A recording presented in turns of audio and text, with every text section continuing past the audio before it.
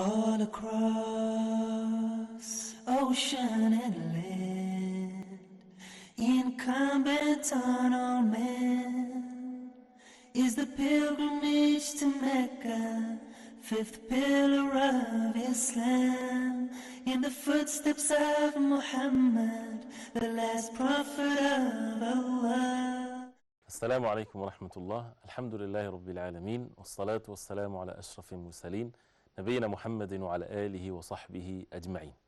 Hajj Demystified, to make it clearer, to understand the wisdom behind some of the rituals of Hajj.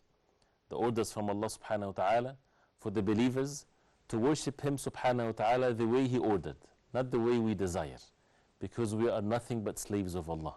We are in need of Allah subhanahu wa ta'ala. By necessity, He's the one that created us from nothing. He's the one that provides for us. We cannot sustain our life. We cannot give ourselves life or sustain our provisions or do anything. We cannot even lift our hands or put our hands or do anything except by the permission of Allah subhanahu wa ta'ala. Allah subhanahu wa ta'ala wants from the believers to have this level of necessity, of feel of necessity in their hearts when they do the rituals of Hajj. One of which going between As-Safa wal Marwa. To go between As-Safa wal Marwa is one of the pillars of Hajj. And As-Safa wal Marwa, if we look at it today, it seems like as if it's from the same place or the same masjid, same building of the Kaaba. But actually, in reality, it's outside of the masjid. It's not part of the masjid, of the mosque, but rather it's outside. And these are two mountains, As-Safa wal Marwa. And we know the story behind it. And this is mentioned in the hadith of the Prophet sallallahu alaihi wasallam of how the wife of Ibrahim alayhi salam, Hajar, when Ibrahim alayhi salam left her in this valley where there's no life and there's no provisions whatsoever, he left her with a bag of dates and a bag of water skin bag. And that's it. And that's all the provisions for them. And when that was almost finished, and then there's no other provisions, and when he left them and she asked him, did Allah subhanahu wa ta'ala ordered you to leave us, to do this? And when he nodded his head as yes, then she said, with this heart full of submission and relying on Allah subhanahu wa ta'ala, she said in the meaning of which, therefore Allah subhanahu wa ta'ala would not dead us down. He would not perish us as a result of our submission to Him subhanahu wa ta'ala. And then she started taking the means when the food was finished and the water. And her newly born Ismail alayhi salam crying. She left him by the valley and she started going between As-Safa wal Marwa. And when the Prophet ﷺ mentioned this, that she went between As-Safa wal Marwa for 7 times, starting from As-Safa, going to the Marwa, and then going back, each one is 1 round. Starts from As-Safa and the 7 ends by the Marwa. When she was doing that, Hajar, the wife of Ibrahim alayhi salam, and after some time, when she heard a noise, and she said to herself to be quiet, and she went and she looked, and it was Ismail, her son, and angel Jibreel alayhi salam hitting the ground with his wing for the water to gush out, which this is the well of Zamzam. And the story goes on afterwards. But this is what the Prophet sallallahu alaihi wasallam, he said, فَلِذَلِكَ, therefore because of this, يَسْعَى النَّاسُ بَيْنَ الصَّفَا وَالْمَرْوَى. This is why people, they go between the Safa and the Marwa. We need to go back and see if you can put yourself in the position of Hajar. When she was going between As-Safa and Marwa, how the heart of this mother, with all of the love that she has towards her son, and with all means are not there for their provisions and for their even to sustain their life, no food, no drink, no signs of life, no human beings, nothing whatsoever. And she's going between the 2 mountains. Maybe she would see someone from a distance or find some provisions anywhere. And she is a woman with her weak and strength and so on that she has. What would be the status of her heart in that state? And this is what really Allah subhanahu wa ta'ala wants from the believers when they're going between the Safa and the Marwa. They're walking, they're doing the same thing as Hajar did physically. But is their hearts in the same level of necessity and in need of Allah subhanahu wa ta'ala? They're going through the physical struggle maybe, but when the heart is in that state of in need of Allah subhanahu wa ta'ala, this is what Allah subhanahu wa ta'ala wants from the believers to remember. When they go for Hajj, they should have this iftiqar or being in need of Allah subhanahu wa ta'ala in their acts of worship while they're going between the Safa and the Marwa. They're doing that with the state of dhikr, remembrance of Allah subhanahu wa ta'ala. Nothing specific is for them to be mentioned. There's no specific dhikr from the sunnah of the Prophet sallallahu alayhi wasallam that he would say when he would go between the Safa and the Marwa.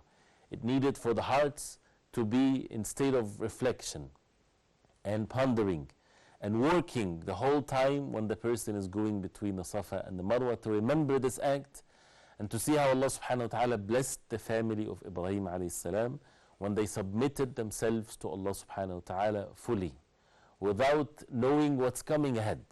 She was not told that if she would be left in this place and she would go for 7 times between the Safa and the Marwa, that water will come out and there will be provisions for her and her son, and that after years and years people would even pour into the house of Allah, to the Kaaba, to worship Allah subhanahu wa ta'ala alone. She did not know that the ummah of the Prophet sallallahu alayhi wasallam would have this Hajj and the pilgrimage, and people would make remembrance of Allah subhanahu wa ta'ala, all of which remembering this incident that maybe took an hour or more or less when she did that, and how it's remembered till the end of time by establishing the Hajj and one of the pillars of Hajj. All of that is amazingly done just because of the state of the heart of this woman, this righteous woman, the wife of Ibrahim alayhi salam, that when she was doing that for the sake of Allah, seeking help from Allah subhanahu wa ta'ala, after she submitted herself to Allah subhanahu wa ta'ala by saying that to her husband Ibrahim alayhi salam, that Allah subhanahu wa ta'ala would not let us down whatsoever. It's important for the Muslims today, when they go for Hajj, that they would have the same level of submission. And that's what we need to question our hearts. Do we have this level of submission to Allah subhanahu wa ta'ala?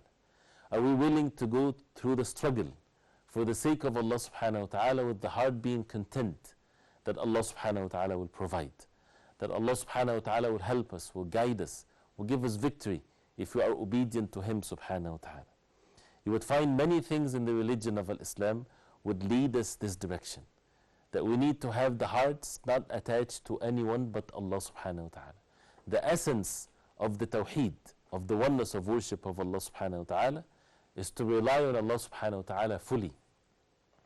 And the roots of shirk, which negates the tawheed, the shirk is when the heart is attached to other than Allah subhanahu wa ta'ala. The idol worshippers, those who worship other than Allah subhanahu wa ta'ala, whether it's a prophet or an image or whatever there is, the hearts are committing the worst evil, and that is to have these hearts attached to other than Allah subhanahu wa ta'ala, to worship other than Allah subhanahu wa ta'ala. So the pillar of Islam of Al-Hajj is to purify the believers totally, 100%, from any attachment of the heart to other than Allah subhanahu wa ta'ala, and one of which is to remember the story of Hajj and these secrets of the Hajj and the wisdom behind what we do in Hajj, for their hearts to be fully in state of submission to Allah subhanahu wa ta'ala with the physical struggle. That the worship of Allah subhanahu wa ta'ala is not according to what human beings choose, not just according to some feelings. Some people, because they deviated from the revelation from Allah, they think that the ibadah or the worship of Allah is just to have the feel of the love of Allah. Just to feel that love in your heart, this is sufficient for you. You don't have to physically submit.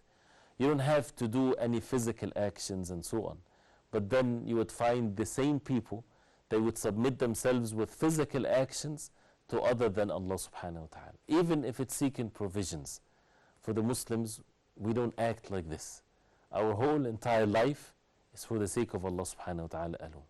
Allah subhanahu wa ta'ala wants all of our being to be for the sake of Allah subhanahu wa ta'ala alone, with the hearts fully attached to Allah subhanahu wa ta'ala, seeking provisions from Allah subhanahu wa ta'ala alone. La hawla wa la quwwata illa billah. There is no might, there is no turning from one state to the other, from one position to the other, except by the power of Allah subhanahu wa ta'ala. And once the levels of the heart are in such a state of submission, then the help comes. The same way the help came to Hajar, but did not come from the first instant. Came after the struggle. Came after the physical actions has been done, but with the heart fully attached to Allah subhanahu wa ta'ala, having the good expectations that Allah subhanahu wa ta'ala is Al-Kareem. He is the most generous subhanahu wa ta'ala. one of the early generations of Islam when he said, when he saw the people in Arafah, and we'll talk about Arafah later inshallah ta'ala, and he saw the masses of the people going for Hajj and seeking help and making dua, supplication to Allah subhanahu wa ta'ala. He said, if all of these people are asking one of the kings of this world, and he's generous, asking him for a danak, something like a penny, something very small, insignificant. If all of these people are begging one of the kings of the world, and he's a generous one, and they're all asking not for his wealth or for his kingdom or for even a lot of whole sum of money, just something like worth of a penny or so, wouldn't he give them this penny? And this is from a human being. Definitely he would do that. Imagine the situation when it comes from the believers. They're asking the creator of the heavens and earth, the most perfect in his names and attributes, and one of which is that he is the most generous, subhanahu wa ta'ala. So when they ask Allah subhanahu wa ta'ala, Allah subhanahu wa ta'ala gives. But this is where the hearts of the believers, they need to have these meanings in them, that they are in need of Allah subhanahu wa ta'ala, that they would worship him with his names and attributes subhanahu wa ta'ala. The heart of Hajar was settled, was confident that Allah subhanahu wa ta'ala will provide for her, that Allah subhanahu wa ta'ala will decree the best for her. So she was busy with what Allah subhanahu wa ta'ala ordered her to do, and that is to worship him alone. And be content, be comfortable that Allah subhanahu wa ta'ala will give you the best outcome if you would rely on Allah subhanahu wa ta'ala alone. This is a concept, this is a meaning that is all over the Quran.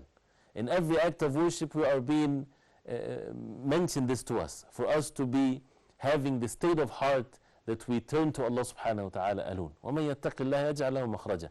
Whoever is obedient to Allah subhanahu wa ta'ala, Allah subhanahu wa ta'ala will make ways out for that person. But we need to put the effort. We need to have the hearts attached to Allah subhanahu wa ta'ala, relying on Allah subhanahu wa ta'ala, but we have to struggle. We have to physically put the effort, so that our efforts in this life is not just to seek provisions and wealth and to seek our desires, but to worship Allah subhanahu wa ta'ala with every single matter in our life, with our physical body, with our hearts, with our tongue, hearts relying on Allah subhanahu wa ta'ala, remembering Hajar, peace be upon her, and her husband Ibrahim alayhi salam, the level of submission and relying on Allah. The outcome was great till the day of judgment. And the same way the blessings happens for those who fulfill the worship of Allah subhanahu wa ta'ala in this most perfect way, with the feel that we are in need of Allah subhanahu wa ta'ala, that we are by necessity, we have no happiness, we have no goodness, we have nothing whatsoever unless Allah subhanahu wa ta'ala bestowed that on us.